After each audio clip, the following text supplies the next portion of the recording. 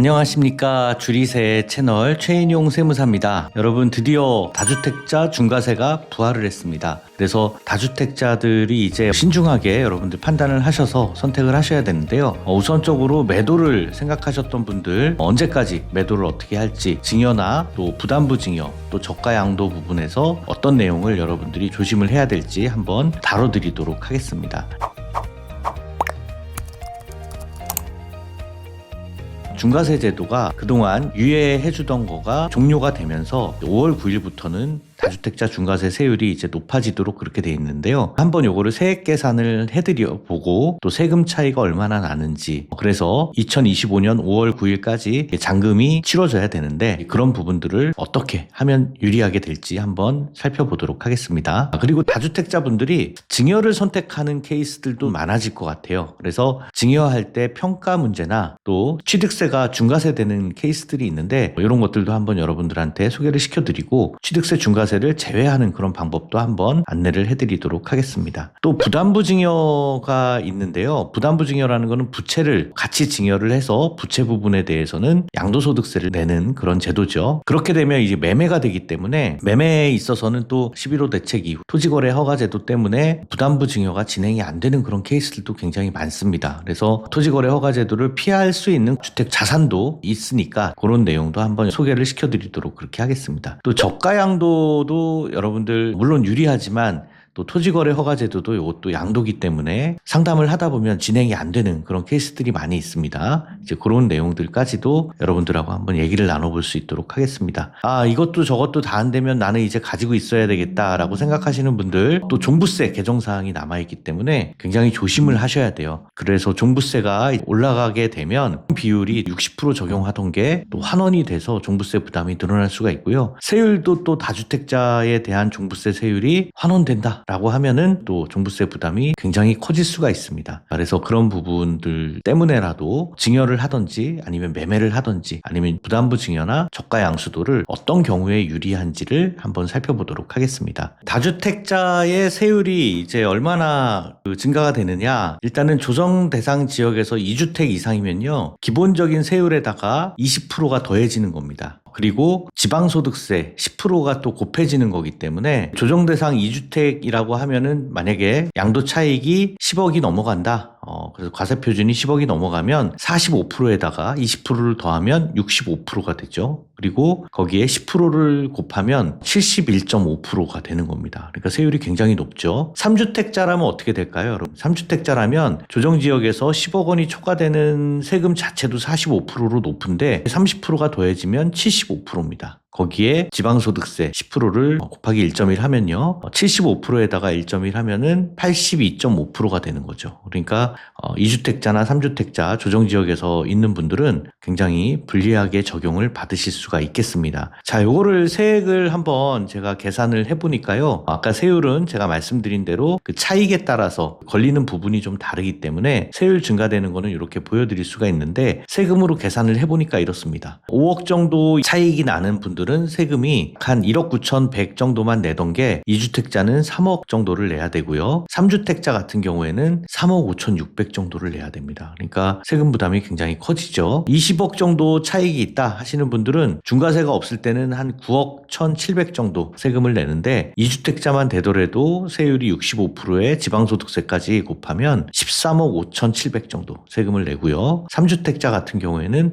20억 이익이 난데 15억 7,700을 내야 되니까 차익이 난 부분에 대해서 3주택자들은 거의 국가가 더 많이 가져가는 세율 구조로 돼 있습니다. 좀 억울하죠. 그래서 다주택자분들은 아무래도 중과세를 제외하고 이렇게 양도를 하거나 아니면 증여나 이런 것들을 통해서 자녀들한테 줘야겠다 이렇게 생각을 하시는 분들이 많은 것 같습니다. 여러분, 중과세 제외를 할 때 양도하는 그런 방법도 되게 중요한데요. 이제 5월 9일이라고 우리가 알고 있잖아요. 중과가 제외되는 기한이. 그래서 중과세 제도가 5월 10일 날 이후부터는 중과세 대상이 되는데, 이게 법적으로는 이렇게 돼 있습니다. 세법상 양도로 보는 경우는 둘 중 빠른 날이에요. 그래서 잔금 청산일이나 등기 접수일 둘 중에 빠른 날이 5월 9일 이내에 들어오는 게 원칙입니다. 그런데 이것을 지금 국무회의에서 5월 9일 계약분까지 인정을 해주겠다고 그렇게 논의를 해본다고 하니까 그 이후에 제가 법률이 적용되는 부분은 한번 더 확인을 해서 댓글로 남겨드리도록 하겠습니다. 자, 그래서 중과세 제외가 되려면 여러분들이 기본적으로 잔금 청산이나 등기 접수를 5월 9일까지 마무리를 하는 게 안전하다라고 말씀을 드리고요. 그리고 양도를 하시는 경우에는 중과세가 제외될 수가 있는데 다주택자 분들은 그때까지 양도가 안 되게 되면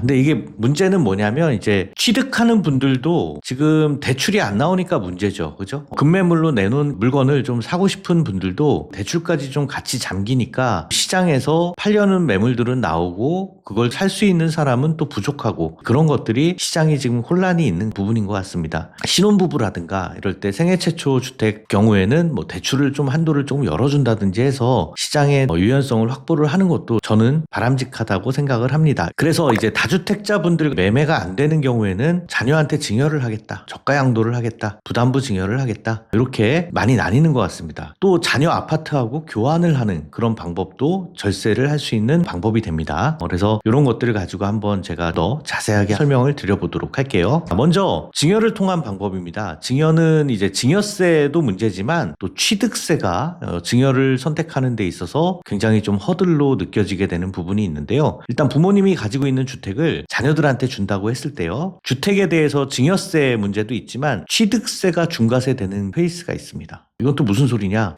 다주택자 양도세 중과세를 피하려고 왔더니 취득세가 중과세 된다. 이거 취득세는요, 부모님의 주택수를 기준으로 판단을 하니까 부모님이 지금 다주택이시잖아요. 그러니까 중과세가 나오게 되는데 얼마가 나오느냐면 2주택이니까 8%, 3주택이니까 12% 이렇게 되는 게 아니라 무조건 12%로 중과세가 됩니다. 왜 그런지 한번 좀 살펴보면요. 증여취득세 법률 규정이 취득세법 13조의 2에 있는데 조정지역에 있는 공시가액 3억 이상의 주택에 대해서 증여로 취득하는 경우에 세율을 중과 기준 세율의 100분의 400을 합한 걸로 한다. 그래서 3%에 4배니까 12% 세율로 과세를 하는 거예요. 근데 이런 규정이 있습니다. 다만 1세대 1주택자가 소유한 주택을 무상으로 취득하는 등 대통령령으로 정하는 경우는 제외한다. 이렇게 돼 있기 때문에 1세대 1주택자 같은 경우에만 중과세를 제외를 해주는 거고 다주택자의 증여취득에 대해서는 12% 세율로 과세를 하는 걸로 판단을 합니다. 그래서 조정지역의 다주택자 중과세 판단은 증여자입니다. 부모님의 주택수 기준이고 자녀들이 아니라는 점에서 여러분들이 유의를 하셔야 될 것 같아요. 그러면 증여할 때 취득세 중과세가 제외되는 그런 경우도 있느냐? 예, 그것도 한번 우리가 생각해 볼 수가 있죠. 어떤 경우에 제외가 되냐면 아까 단서를 드렸어요. 조정지역이고 공시가 3억 원 이상일 때만 중과세가 되기 때문에 조정지역이 아닌 주택을 증여해 주는 건 괜찮습니다. 다주택자분들이 근데 좋은 지역에 다주택을 가지고 계신 분들이 많기 때문에 조정지역이 많죠. 근데 거기에서도 공시가가 3억 원 이하가 주택이 있다라고 한다면 그 주택을 주면 거기에 대해서는 취득세 중과세가 제외가 될 수가 있겠죠. 근데 이런 경우가 많이 있겠느냐? 빌라 한 채 정도를 서울 경기에 근교 소형 주택을 좀 가지고 있다라는 케이스가 아니면 좀 쉽지는 않을 것 같아요. 그래도 이런 것들을 통해서 중과세 제외되는 주택을 분리해낼 수 있다. 라는 겁니다. 자, 그리고 10억 원 이하의 단독주택 같은 경우에는요, 감정평가 없이 기준시가로 또 증여를 할 수가 있는 기회도 있기 때문에 증여를 고려하시는 분들은 상담을 통해서 방법이 나올 수도 있습니다. 상담을 받아보시는 게 좋겠습니다. 자, 증여로 취득을 할 때 주택을 받는 자녀는요, 10년 내 2월과세를 적용을 받을 수가 있기 때문에 10년 내에 팔면은 취득가액에 대해서 2월과세가 적용이 돼서 좀 불리할 수가 있습니다. 유의를 하시기 바라겠습니다. 그리고 증여 아니라 부담부 증여로 하게 되는 경우에는 부담부 증여의 개념에 대해서 한번 제가 먼저 설명을 드릴 텐데요. 순수하게 대가 없이 주는 부분은 증여로 보죠. 그런데 전세가 껴있거나 우리가 대출이 있는 그런 주택 같은 경우에는 부모가 갚아야 할 채무를 대신 갚는 겁니다. 자녀가. 그죠? 그래서 대가가 있는 걸로 봐요. 대가가 있는 건 양도로 봅니다. 그래서 부담부 증여는 증여 부분에 대해서는 자녀들이 증여세를 내고 양도 부분에 대해서는 부모님이 양도세를 냅니다. 그래서 이원화된 세금을 내기 때문에 이 차이에 의해서 저희가 계산을 해보다 보면 부담부 증여가 일반 증여보다 유리한 경우가 많아요. 근데 문제는 뭐냐면 양도 부분이 있다라고 하면은 요것도 뭐가 되죠? 토지거래 허가구역 대상이 되기 때문에 토지거래 허가 부분이 또 문제가 될 수가 있죠. 자녀들이 여기에 가서 살아야 되는데 전세가 있다. 그러면 살 수가 없잖아요. 그러니까 이런 경우에는 채무가 있는 주택 같은 경우에 부담부 증여로 해줄 수가 있겠죠. 그래서 부담부 증여가 유리한 케이스들을 한번 제가 제가 소개를 해드려 보면 증여 부분이 적은 경우에 매매 부분이 더 커지겠죠. 그렇게 되면 취득세 중과세 부분에 대해서도 유리해지는 케이스들이 많이 나옵니다. 또 양도 차익이 적어서 양도세가 안 나오는 경우에는 부담부 증여로 해서 채무 부분이 많으면 또 유리한 케이스들이 나오고요. 또 양도 차손이 있다.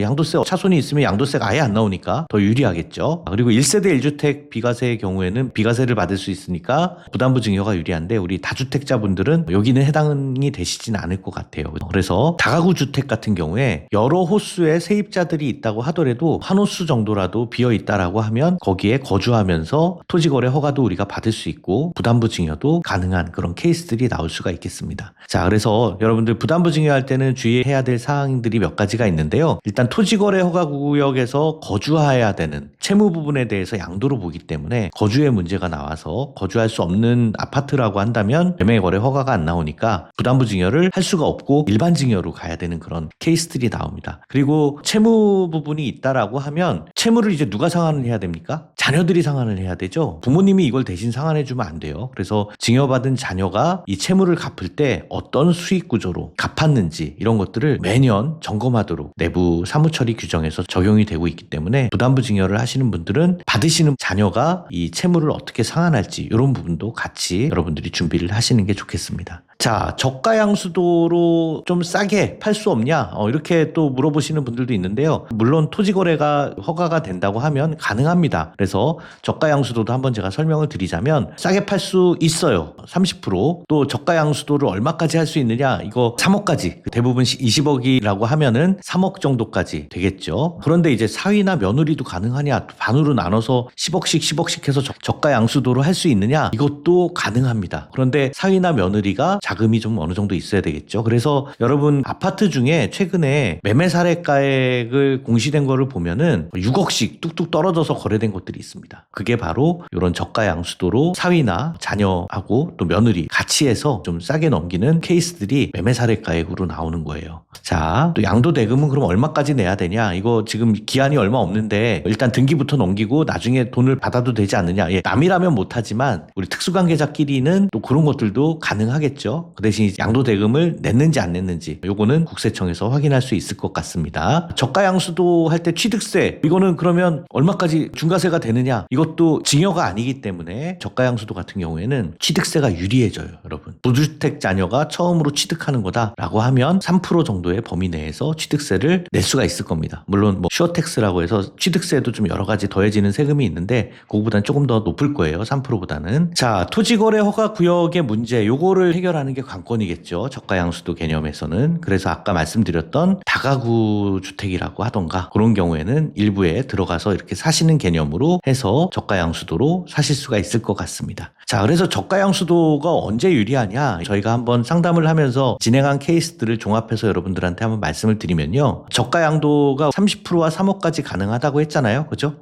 그래서 전체 가격이 10억 이상이면 3억 정도를 싸게 이렇게 하는데 저희가 감정평가를 받아서 그 정도 금액을 좀 저렴하게 하는 걸로 평가를 합니다. 그래서 자녀나 사위 며느리가 현금이 어느 정도 있는 경우에 그게 전제가 돼서 저가 양수도가 굉장히 유리한 케이스들이 많고요. 또 명의신탁으로 돼 있는 그런 자산도 저가 양수도의 개념으로 사올 수 있습니다. 이거 다주택자 분들이 다른 사람 명의로 해놓은 것들 저가 양수도 개념으로 사오면 좀 유리하게 되는 케이스들이 많고요. 또 토지거래 허가구역에서 지금 다가구 같은 경우에 거주요건 만드는 거 계속 말씀드리고 있고 저가 양수도도 양도세를 내야 됩니다.